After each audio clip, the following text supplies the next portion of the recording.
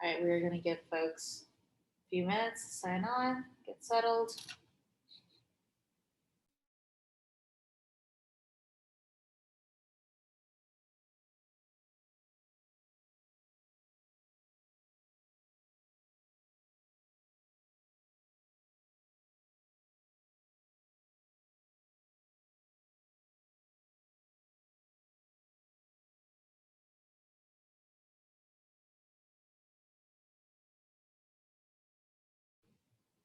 We'll just be starting in a few minutes as folks sign on, and we'll go ahead and begin.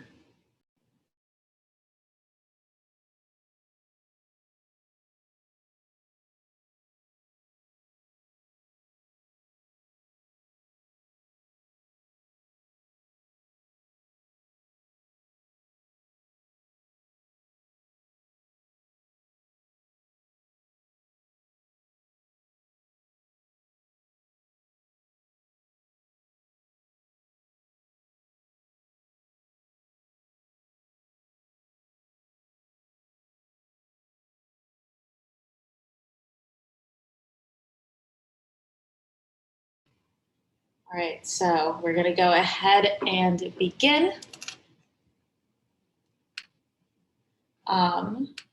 Welcome to College to Congress's application webinar for our spring 2022 application. We're excited that you are here or watching after this webinar happens, and also excited that you're interested in being a College to Congress intern. So a little bit of Zoom housekeeping. If you have a question, go ahead and submit questions to the Q&A or raise your hand as a participant. You can also chat us any questions that you have, but we will more likely see it in the Q&A. All right. I'm Kelly Vilwalk. I am College to Congress's program director. I am your go-to source for everything, every question, every content thing that you have for College to Congress. I lead our application process, our student recruitment, and I develop our programmatic side. So that includes professional development, really anything that is intern facing. I'm also pop culture obsessed, and the references just come. So I hope that everyone can deal. Why do I love College to Congress? As someone who also had unpaid internships and a family that could not pay for the internships, I know exactly how beneficial, pipelines and assistance are for students. And this is something that I care about deeply because I had to go through the exact same thing. So this is something that is near and dear to my heart. And then, hi everyone, my name is Jonathan Hogue. I am the program coordinator and congressional liaison here at College of Congress. I get to work with Kelly every day and all the amazing students like yourselves who come in to work with our program year to year. I am also a go-to source for everything you have questions about with C2C. My main job is kind of working at the back end, assisting with our application process for our flagship, sometimes our IOF program, recruiting students, young professionals to get into the C2C process, connecting our young professionals with mentors here in the DMV region or nationally, just to get you connected to those people who are experts in different fields you're looking into. I am also pop culture obsessed. Thanks for putting that as well in there, Kelly. But I'm also a huge... We have fun here. Yeah, we swear we're fun people. But I am also a huge history nerd. I can give you any random fact about US presidents. How much does that help me in life? So great to see. But another big thing about me is that I love this work with C2C because I am also an educator, been in the classroom for 5 years, and just the belief in young minds and their ability to change the world, something is very central to C2C's mission. It's also something I am very passionate about and excited to get to talk to you all about today. So I'm going to go over a few things before we get started, just what this webinar will entail. And at any point in time, if questions pop up, please feel free to put them in the chat, do the raised hand, all that jazz, and we'll help you out. So we're going to go into a little about like who we are as an organization, what we do, how C2C is here to help. Then we're going to go over the application process, what you should be looking for as a prospective intern, how to stand out. There's going to be hundreds, if not thousands, of applications that'll be coming in. So we're going to kind of give you the the good like tips and tricks to help yourself stand out. And this is going to help you even moving forward for other jobs and things you'll do down the road. Things that we commonly see as mistakes, things to avoid, and then important dates. We'll also do at the end a Q&A. We'll also give you some important facts about, again, the program, some things about our organization, how to submit your materials, and we'll also open up again to more questions you may have at the end of our webinar. So Ruby. So our mission as an organization is to create a more inclusive and effective Congress by empowering the next generation of public servants. So very lofty mission goal to see there, but it's really getting to the nitty gritty. All of you who are here on our webinar today, or people that are going into internships for the first time, working in the public sector, you are a huge part of our civic society, our life as a country. So we want to make sure that our organizations connect you to the people necessary to help this part of your career be fruitful and manageable down the road. Here you see on the screen some former C2C flagship interns that are now still killing it, working on the Hill, doing amazing work. Some working for different representatives. Steve Calise you see there. It's like a big one, but all of these people that you see on the screen are still connected to the C2C family. So when we talk about like who are those mentors who we're going to get you connected to, people who were at some point in time riding your shoes, attending these webinars, these in-person sessions, who are now ready to help you in this process. So an overview about our program. What does the flagship program entail? So our big thing is to get you a congressional internship. And we know during COVID, even those things have changed, because some people do things virtually, some in districts, et cetera. But our big job is to get you here to DC primarily, to get you that congressional internship, working with our partners to get that done. We cover all expenses. So we don't kid when we say that. We want this to be an experience that you're not worried about the financials. You're here to get the professional journey down, to get those questions answered. So we cover housing, even getting to DC. We do a clothing stipend if you need to go get all your professional dress for your time on the Hill. All those little things we try to take care of. So again, you're just really enjoying that moment. You're learning as much as you can. Pair you with a bipartisan ally, something very crucial for us to get you to expand your perspective while you're here. We do weekly training sessions, not only with the C2C staff, but with external members, going over a host of different ideas. You're going to be fully well-rounded by the end of it, and then connect you with people on the Hill. So you're thinking about an internship is only a couple months. It's a very fast process. Getting connected with all those people to think about those job prospects moving forward. And then, yeah. All right, so this is our application timeline. As you all are likely aware, our application opened in June, and it does close on August 6th. And then we have a second round of application materials that, you know, to gauge your writing ability, to gauge kind of what makes you unique as an applicant. I know something that is concerning as an applicant, or something that you think about a lot as an applicant is like, oh, well, I hope that they're getting, you know, like the full like depth and breadth of my personality and my experiences. And this is something that we really bake into our second and third rounds. Our spring cohort will be announced by October 15th. And then following that, immediately you will, if you are admitted into our spring cohort, we still need to place you in a congressional office. So we will be doing office placements, which consist of interviews and applications through the beginning of November. And this aligns with a typical office's spring internship timeline. They like to have those decisions made by early to mid-November. So we want to get you guys in there with the rest of them. We also have, as I'll mention later, a group of about 70 congressional champions who work very closely with us. While you don't need to be placed in one of their offices, it does make it, you know, easier to place our interns in those congressional offices. And something that we also pride ourselves on is that we pick a cohort every year of really great interns that offices are absolutely clamoring to get. So we anticipate this being a fun time, not a stressful time. Students will travel to DC January 19th, participate in our boot camp, which is 3-day long professional development, where we acclimate you to DC. We set you up with networking events. We, you know, give you some basic training on what your intern duties are going to be, and then you will start your internship on January 24th, and it'll go through May 26th. which is also the typical timeline for spring internships. So it'll be a full semester.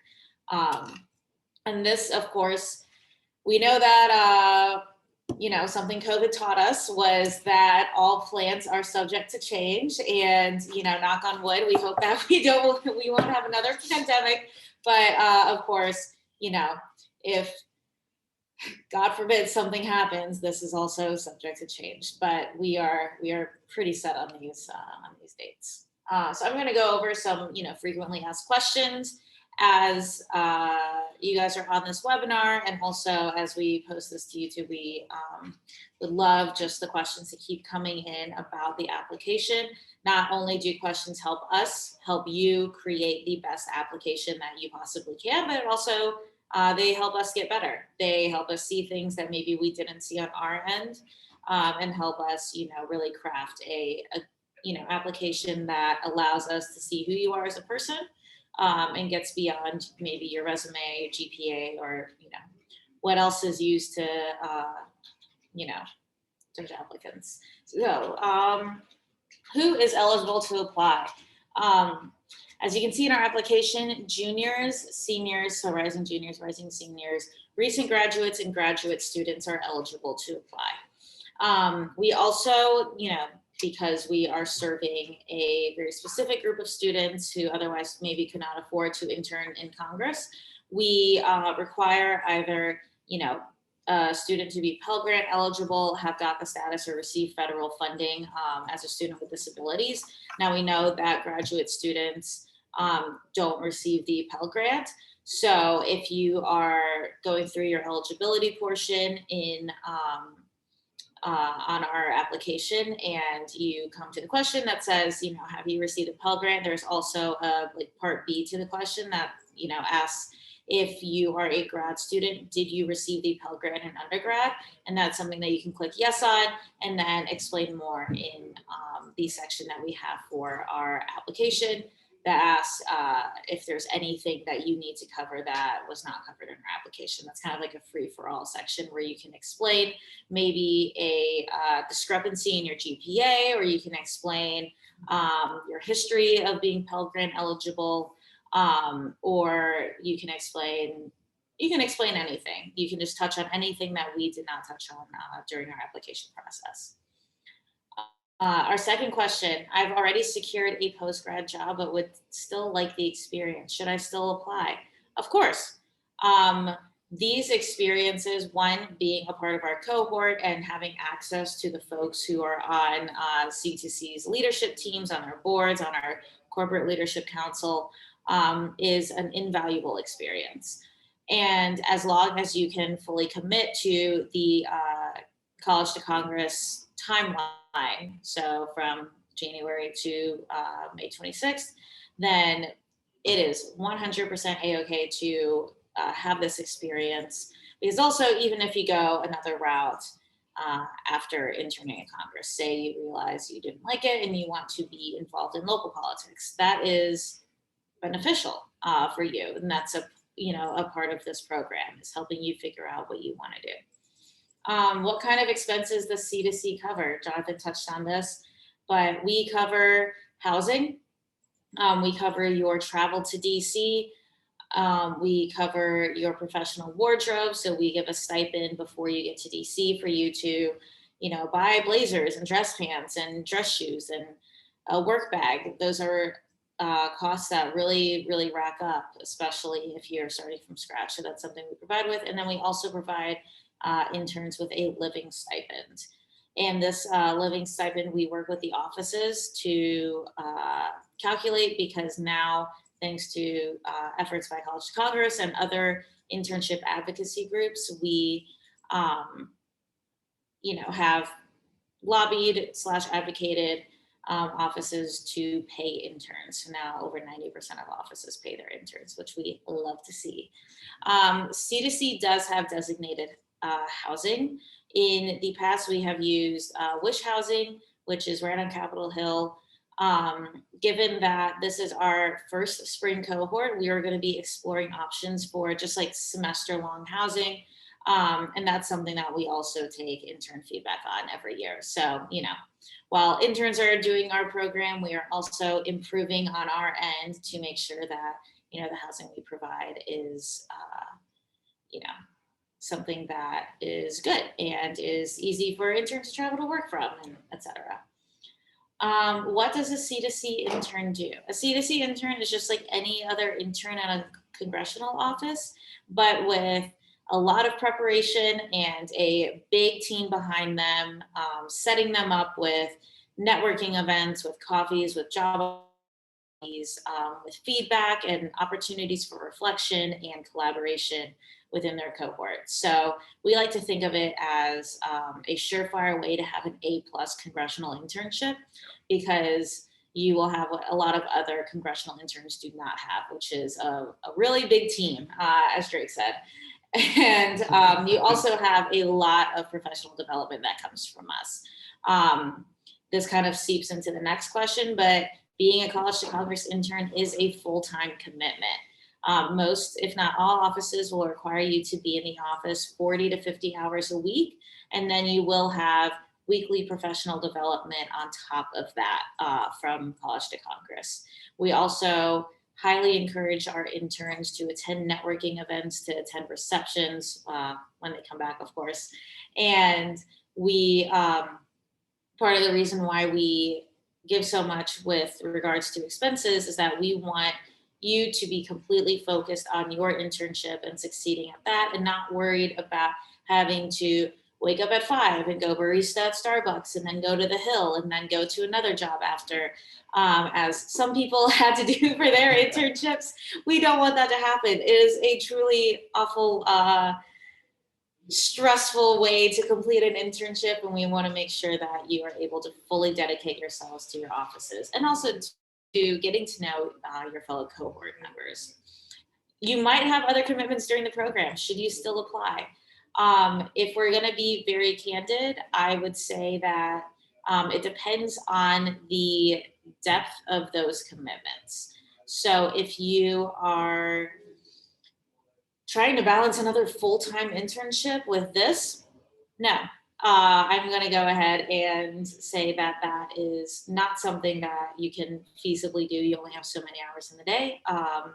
But if you are taking a class during this time, or if you are volunteering somewhere, or if you are studying for the LSAT or for your foreign service exam, I would say go for it. If you have mapped out the hours that each thing is going to take you per week, and you still have time to, refresh yourself and make sure that you aren't absolutely just falling apart under the stress, then I would say go for it. And this is obviously something that we will get more into in the interview process. Yes. Because this is something that, the decision can be collaborative. We can help you kind of figure out oh, is this class commitment that I have actually going to be 3 hours a week, or is there going to be 10 additional hours of homework and research on top of that? That's going to really, make my time incredibly valuable. And how many people do you choose for the internship? During our summer cohorts, we have typically chosen between 10 and 20. We have found that the smaller the cohort, the just better it is for the cohort members. And something that we are gauging for the spring internship is how many folks. I will say that there is no set cap, so you are not competing against other people. We will let in as many people as we think would be really good College to Congress interns at that time. I will also say that we've had several people apply more than once for this program, and that is absolutely a path to take, moving forward. We've had folks who we have worked with between their first application and their second application to really solidify their materials. And that is not to say that, no, you shouldn't be a College to Congress intern, but that is to say, we have a year of growth to do that we will help you with before the next application. What advice do you have for the essay and application process? And we can split this if you. Sure. But I will say for the essay and application process, being addressing any discrepancies in your record, addressing any GPA maybe issues head on is always the best way to go. Just, I think either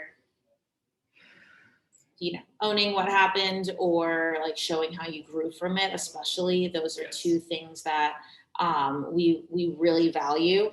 Is one, being accountable and being able to be held accountable for anything at all, but also showing that you have approached experiences as learning opportunities instead of making the same mistake over and over again. One thing, if I could add to that, just like Kelly said, be honest, be upfront. We've had applicants from just an array of backgrounds. We understand that everyone's journey, everyone's story is going to be different. So be sure that your essay is just honestly talking about like where you've been and how you have arrived to where you're at today. And one of the like a little geeky thing we also want to like have people to be aware of is just like make sure you are proofreading your application, your essay, probably 3 times. Have someone else look it over. If we're thinking about you're going to work for potentially a member of Congress, when you get to the Hill, you're going to notice that a lot of people are kind of separated based off their writing skills and things like that. So we want to make sure that we are picking applicants that are pretty strong off the bat, so they're not going to have that difficult of a transition process moving forward. So that's one other little thing you want to make sure people are keeping in mind. It's almost like dusting off all the things that your high school guidance counselor told you when you were applying for Congress. A lot of those things still apply when you're applying to college to Congress. Yes. 100%. The easiest way to tell if someone has put time and preparation into an application is amount of typos. If there are none, amazing. If there are typos that impede understanding, that is definitely a red flag. Another thing you will see in every single short answer or every single part of this application that there are directions. The directions are there for a reason. And if, they are not followed, that is also something that will impede your application. So an easy example would be a 300 word limit. Try to get as close to those 300 words as possible. It's 300 words for a reason. If you write a sentence, it might be brief. It might hit the point that you want it to hit, but it does not give us a better understanding or the understanding that we are looking for when asking that question. Another thing that we often see is there are very specific instructions for a one-page resume. This is not our doing. This is not, well, it is our doing, but this is not like the thing that we decided was going to be a sticking point. The reason we have that is because all Hill offices only consider a one-page resume. They do not care if you're 50 years old and you were once an ambassador, that resume needs to be a page. You can have all the work experience in the world, it's got to fit on a page. And so that's something that we also take into account. If someone submitted a 3-page resume and they're just waxing poetic about every experience that they've ever had, is that someone who can follow directions and follow directions while they're an intern. So just simple reading of the directions and following them to a T is honestly the best advice that we can give you for the application process. I will also say, we have been very intentional because we know it's over the summer that while you have to request your references before you submit the application, they do not have to send them in until you are later in the process. So before the 3rd round is the deadline on that. And that's within the application. We know that professors are on a well-deserved summer right now after after a year. And we know that you might have trouble hearing back from them, especially if you too are on vacation and your vacations just keep missing each other. Or if you are in an area of the country that maybe doesn't have like great broadband, we just know it's hard to reach out to people over the summer. So we've given a little bit of a buffer on that. but we do want to just make sure that you request those references and let those references know, because that is always apparent when a reference is surprised by the fact that they're a reference. Is there a list of members of Congress that applicants are limited to selecting? No, we do work closely with our champion offices, which you can find on our website. And those are both sides of the aisle and all iterations of both sides of the aisle. We have super progressive to moderate to super conservative and everywhere in between. You know, equitable internships is something everyone can agree on. But if you, for instance, want to work for your hometown member and they are not on this list, that is also something that we want to place you in the office that you are going to have the greatest experience in. And if that is one of our champions, then awesome. And we also have several offices that we place an intern in every year, and they've had a great experience every year. But if you, for instance, want to work for whoever represents, you know, like South Carolina District 4, because you're from there, and they aren't a champion, we are more than happy to reach out to them and get that process started for you. And I'll add for you all that during the onboarding process, we have a long conversation with each individual intern about all their background. So we ask, like, who is your hometown rep, your hometown senator? When you were in college, did you get involved with certain campaigns or for certain members? Because it also helps during the application process when we reach out to these offices and say, hey, like, you have a constituent that would like to work for you, like this person already has a connection to this particular member. So we try to get that information on the front end so that when we're talking on your behalf, again, it just helps your application stand out more and more, because depending on who the member may be, they may be like really hot button in the news, things like that. And they may get tons of applications coming in every time they open up their intern pool. So anything that we can do, and we ask you that in the forefront, to help yours stick out, we're going to by all means do that. And it probably answers the other question down there. I'm just going to hop to it since we're on it. And what member of Congress will you work with? That's something, again, during your onboarding process, we get all the names of like potential members you may want to work with. And then you go through the application process as well. So you're a C2C intern. We're going to be supporting you, giving you the different things that Kelly mentioned, but you still go through like the interview process with individual offices. So they always are in contact with us, and they also are in contact with you, the applicant. So let's say like you interned with one senator, but maybe you didn't get that particular job, but then you interned with another House rep and you got that one. So as we whittle your list down, we kind of have check-ins with all the interns, you'll have a pretty good understanding, probably like after an interview or two, of which office that most likely you end up be working with, and everyone gets placed. So don't worry that you're going to be the one person in the cohort like, I don't have an internship. Everyone gets an internship. You'll be working with a member. You're going to be squared away. Yes, 110%.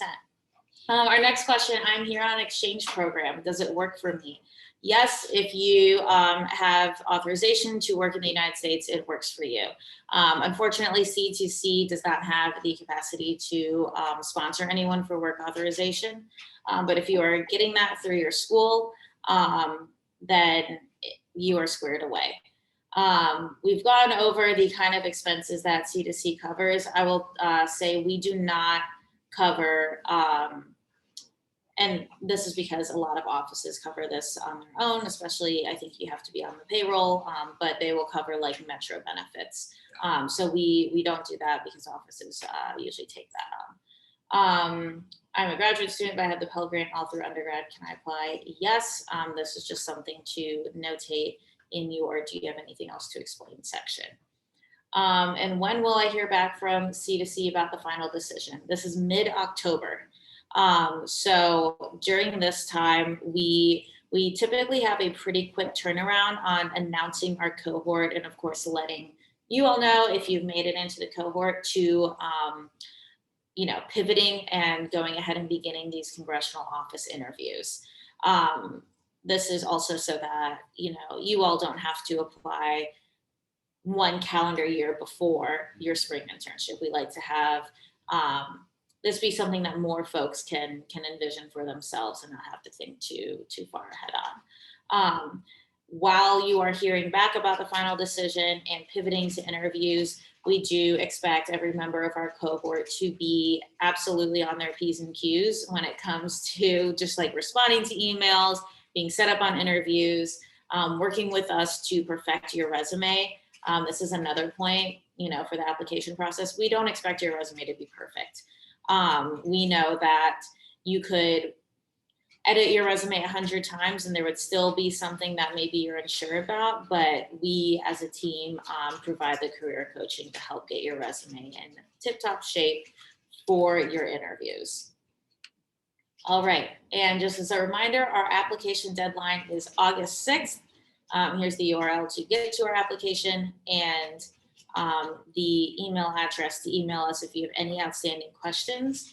And we are also happy to stay on and answer any questions that you all might have. So if you want to pop any in the Q&A, we are more than happy to answer those. And if you don't have any questions, you have a wonderful day. And what is the average GPA for applicants? So in order to be eligible for the Pell Grant, you have to, let me get rid of this button. You have to have a 3.0 GPA. Our GPA average, I would say, is not something that is an accurate reflection of our participants. We have had folks who have barely skirted over that 3.0 GPA line. We have had folks with perfect GPAs.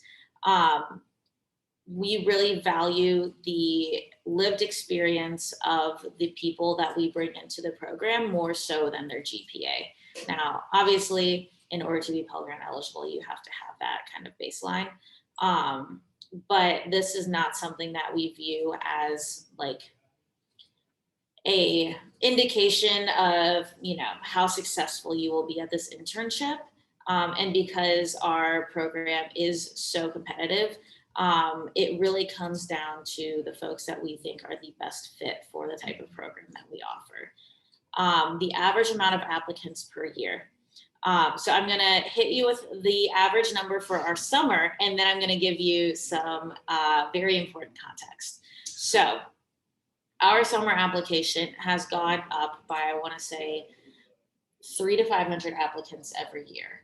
Our past year, we had roughly 1,500 applicants apply to our summer program for about 10 to 20 spots. However, the great thing about applying to our spring program is that this is the first time we are going to be doing a semester-long College to Congress cohort. Because of that, there will be predictably fewer applicants to the spring program. And this, has a lot to do with the general cadence of internships in DC. Semester internships are typically, there are fewer applicants. And then there are so many in the summer. And this is a really, really enticing thing for, I think, recent graduates, graduate students, students who are already in DC, maybe folks who are graduating early, or folks who have that little like extra semester of wiggle room where they might want to like take a class or two online, but do an internship in DC. This is the perfect time for you to apply. There has never been a better time to apply to be a College to Congress cohort. So that's my silver lining to potentially an intimidating number. Preferences. Okay, so this question is, do you preference working with political offices in the application? I have more experience with nonprofits than I do with political offices.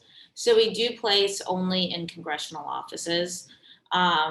This summer, we did make 1 or 2 exceptions to this rule and place them with government affairs shops, just because internships on the Hill were really in flux as DC was reopening. A lot of offices just didn't know if they could have internships or any interns in the office this summer. And so that's something that we made a quick pivot on. However, with our mission and the, the gap that we hope to fill in the like internship problem, we do only place in congressional internships. However, we do not preference any type of previous experience over another. If you have only worked with nonprofits and maybe you've had some advocacy experience with them and you're realizing like, oh, I need to get to the root of the issue. I need to go to Congress because I care deeply about SNAP and EBT and I need to be there while like the policy is being written. That is compelling. That is great. We also like really care about having people get their foot in the door with congressional offices. Yes. The way that DC is, for better or worse, is connections and networking are the name of the game. And when you come from, like I did, a low-income family who doesn't have any political connections, it is just hard to land an internship. And we really prioritize. If you have passion and you want to work in public service and you have like the gumption to get here, we want to help you no matter what your previous experience looks like. Great question. Great question. All right, we might have time for one more question. We'll wrap this up at 2:40. So we'll stay on until 2:40 and then we will, or 40 after the hour, depending on the time zone you're in. Anyone has any other info? You want to take it or do you want me to? I can take this. Okay. I think just boot camp when they first get to town, sometimes this is our intern's first experience ever being in the nation's capital. So we'll sometimes pick them up from the airport and then just their eyes, even like seeing the Washington Monument for the first time, like being on the mall and then having those conversations with them after their first week. It's always kind of funny for us to like hear people talk about like their experiences working with other interns from the other side of the aisle. So they're like, oh, I had like this perception of Republicans before I got in, or this perception of Democrats. And being here has just really opened my eyes to all these new takes and perspectives. So I think my favorite part about working with the interns is just seeing their growth process and their journey. And something else that we add a part of your professional development is doing journals during your summer experience. So we have like required intervals where you'll all be turning in journals so we can, as a staff, like figure out like how your journey is going and just to see how they are growing as professionals, but just people as well. It's just a rewarding part of this job. It's something that it's hard to find in other careers. And we're just happy to share that with you all. And the other thing is to see the interns also share those great moments with each other. It's a really great question as well. And I think my favorite part of working with our interns is definitely seeing their growth over the summer. Orienting to DC and working in Congress is a hurdle that I think everyone has to overcome.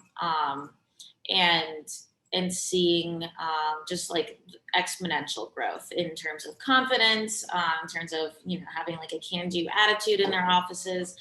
When they come back and say, I showed up on my first day and I was teaching the other interns what to do, to the point where my staff assistant just kind of let me take it from there. That is the kind of stuff that makes our time here really rewarding. And I'll also say that seeing them succeed in their public service careers after College to Congress is equally rewarding. We have many former interns on the Hill. We have a lot of former interns who, went to college or grad school or are working in the nonprofit world now. Some who went to the private sector, and just catching up with them and hearing what they're doing now is really great. We, gained a lot of confidence in College to Congress being a valuable stepping stone when we, took time to connect with our alumni and hear what they're up to. So that's been really rewarding. So we have time for one more question if people have one. Yeah, 30 seconds to get it in before we before the buzzer sign off.